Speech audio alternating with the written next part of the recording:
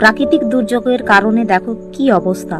তো আমি সবে আজকে স্কুল শুরু হয়েছিল, তো গিয়েছিলাম, আসার সময় দেখো হঠাৎ বৃষ্টির কারণে তো দাঁড়িয়ে গিয়েছিলাম। তো হঠাৎই একদম প্যান্ডেলের আগের দিকে দেখো, তো কোনটা ছেড়ে কোনটা করবে এই দুইজন সে তখনও উপস্থিত ছিল ওখানে। এদিকে ঠাকুরের দিকে যাবে না ব্যানারটা ঠিক করবে, তো যাই হোক বাঁশটা দিয়ে একটু তুলে ধরলো, কিন্তু এত ঝড় হচ্ছে মানে সামলানো মুশকিল।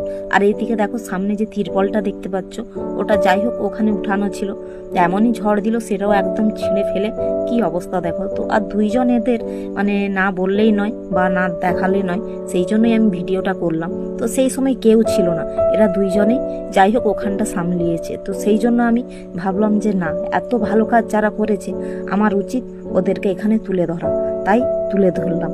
তো তারপরে যাই হোক বৃষ্টিটা থামলো দেখো, এবারে পুজোয় বসবে। গুঁড়ি গুঁড়ি পড়ছিল ঠিকই, তো যাই হোক অনেক কষ্টের পরে থামলো।